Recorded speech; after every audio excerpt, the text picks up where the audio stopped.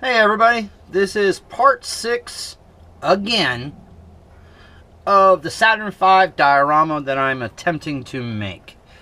The reason why I say part 6 again,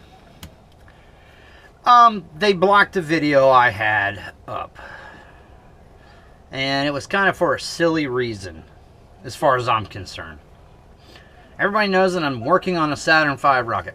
I kind of like to listen to music while I'm doing it. Well, I had Bob Seger playing in the background. And some stupid copyright law says I cannot do a video with his music involved. So, YouTube supposedly has music that is okay to play. It just baffles me why someone wouldn't want to hear their music on something like this. Anyway, what I did in the original episode 6 was I had glued the F1 engines into place on the engine housing. Now, there's 5 rockets. They're all F1s.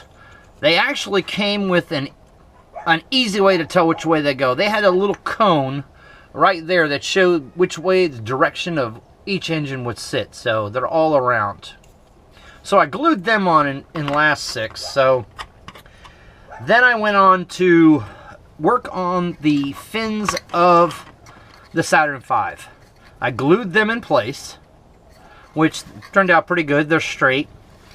Some Saturn V's later on did not even have these. They determined that those little winglets didn't really make that big of a difference no matter what happened.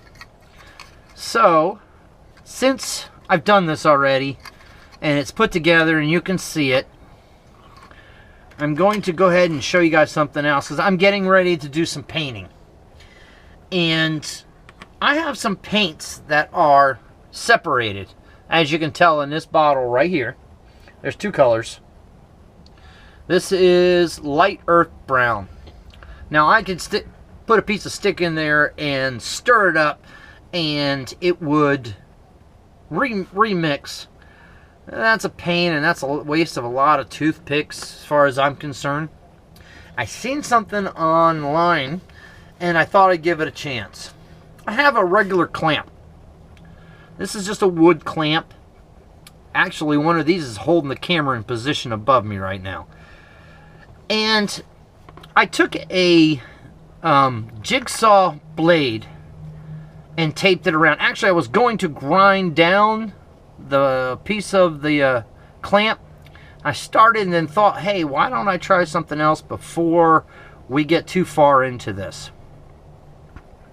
After I grinded, I made the mistake of picking it up at the wrong area.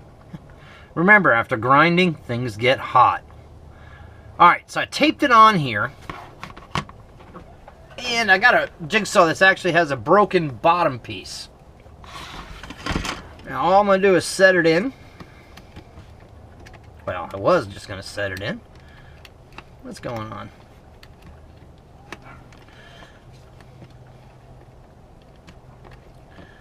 Okay, there it goes. It's locked in place. Now, as you see, it's going to be noisy. It shakes pretty good. So what I'm going to do is put the bottle in there. Clamp it down tight. And we're going to give it a shake. Now, when I do the shaking, I'm actually going to turn it from side to side, forward and backwards, hoping to get a little bit more movement in it. Alright, so here we go.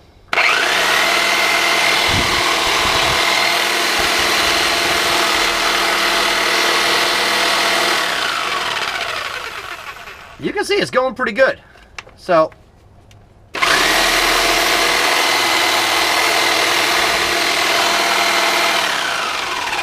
alright, give me a second. I'm going to move it away from the table so that I can do this over here. Guess what happened? Well, that paint went flying into a corner. But I had done the yellow. Yellow turned out great. I did a white. The white turned out great. The mixtures actually, the paint mixture inside is back to what it's supposed to be. So this works. Just make sure you tighten it down. Don't do it over concrete, because if you drop a bottle, it will break. So that is just another cool little side gadget to making it model building easier. Oh.